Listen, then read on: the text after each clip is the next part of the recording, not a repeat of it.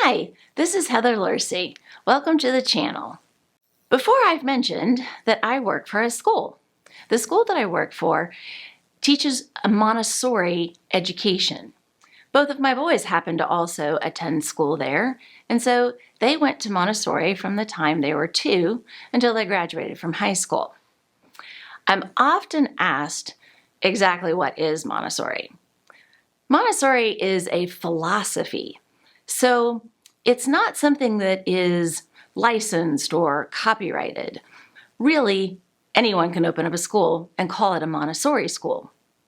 So as I said, it's a philosophy, and it's called the Montessori Method. It was developed by Dr. Maria Montessori, who is an Italian physician, early in the 1900s. So it's been around a little over 100 years. Montessori is not something easy to explain.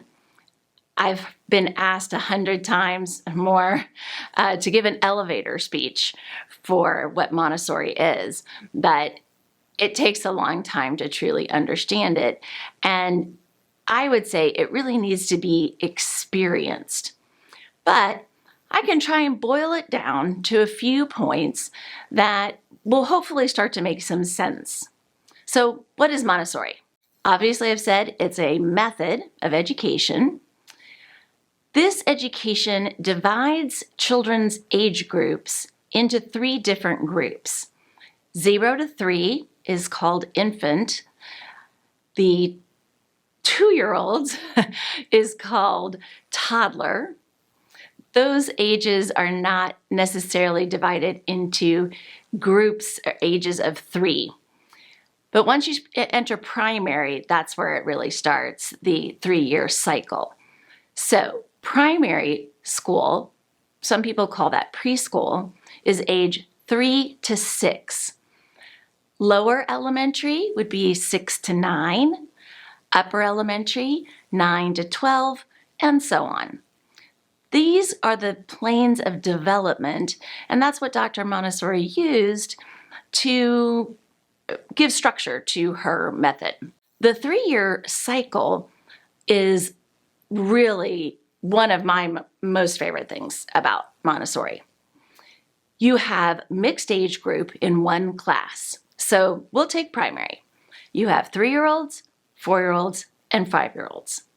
Each group has different needs, and what they really get out of it is one thing that you probably would already guess. Younger children look to the older children to learn. They observe the older children and they want to do what they're doing. It spurs them on. It gives them kind of a hero to look up to. Now, the opposite of that, and a question I'm often asked, is, well, if the 3-year-olds are looking at the 5-year-olds, maybe the 5-year-olds are not acting correctly. They're older, and isn't that going to hurt the 3-year-olds? And it's actually not true. The 5-year-olds in the environment become the leaders in the environment. They become very independent. They're the helpers. This gives the 5-year-old a lot of confidence. One example might be when a 5-year-old in the class learns how to tie their shoes, the teacher will then ask them to help with all the 3-year-olds whose shoes are always coming untied and they can't tie it themselves. So in this way, the older child is actually important in the classroom. They are performing a function of the classroom. One of the other things that I talk about with this age group is that when you have, let's say, an only child, by being in a Montessori environment, an only child has the opportunity to be the youngest, to kind of know what it's like to have no responsibilities. Then eventually, as they grow, they have to learn how to be the middleman, the person who's on both sides. And then they grow up and they're the oldest in the classroom. And that's something they're not going to get to experience in their home environment. This is also true when you do have children. The baby of the family is always going to be the baby of the family. They're never going to experience a time when they're not the baby of the family. So in a Montessori environment, of course, they're going to be the youngest in the classroom and move to the middle, but then they're going to get to be the oldest. They're really going to get to experience somewhat of what it's like to be the oldest sibling in the house. So, mixed age group, that's one part of Montessori. Another part of Montessori is the concrete materials that Dr. Montessori developed. You might recognize some of these. They're very much symbols of Montessori. Something like the pink tower. It just looks like a bunch of blocks that progress in size, and it's pink. A lot of people use that as a symbol of Montessori materials, and so it might be something you recognize. What Dr. Montessori did was develop concrete ways of showing children abstract things. So she developed a lot of materials, a lot of sensorial materials, which show children size, weight, color.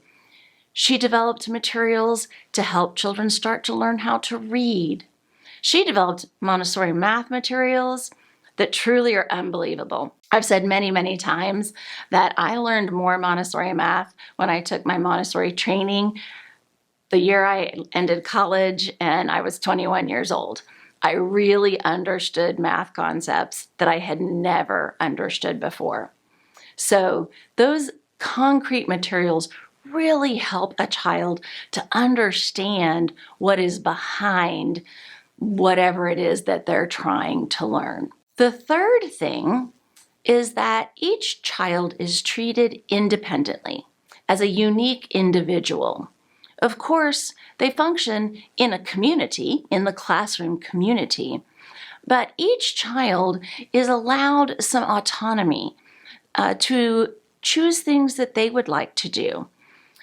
And then the teacher helps to guide them to other areas of the classroom, to introduce them to things that maybe they don't like to do as much. So by being treated as an individual, the child has all of their needs met. Maybe your child is a real whiz at reading, and they're already reading at age 5, reading fluently, but they could do so much more in the classroom. So that child might do 6-year-old work in the classroom or 7-year-old work in the classroom. A primary Montessori classroom has curriculum for children through 2nd grade. So children can move ahead as they need to. They also can get extra help where they need to. Maybe their handwriting is not what it should be. They can get extra assistance with that. The teacher will specially develop works in the classroom that will help them to strengthen their hand and thus strengthen their handwriting. So the child gets exactly whatever it is that they need. So those are the 3 things that I generally will say is the kind of sum of the base of the Montessori philosophy. As I mentioned, there's so much to it, but this gives you somewhat of an idea. It's important, if you're looking for a Montessori school, that you look for a school that's accredited. There are accrediting agencies that accredit Montessori schools, and that's something important to look for. Probably important to look for in any type of school that you might be choosing for your child. Also, the teachers are Montessori certified. That's very important as well. I mentioned there's a lot to learn, so it's important that the teachers in the classroom are Montessori certified. These are things that you're going to want to look for. Go in and observe. Ask to take a tour while the children are working and observe how they're acting so that you can start to get an idea of what Montessori really is. If you're able to, maybe go and visit on an open house day where you could actually go in the classroom, touch the materials yourself, and ask questions about things. It's the best way to learn about Montessori. I hope this helped some. If you liked the video, please hit subscribe and like the video. It helps out a lot. Thank you so much.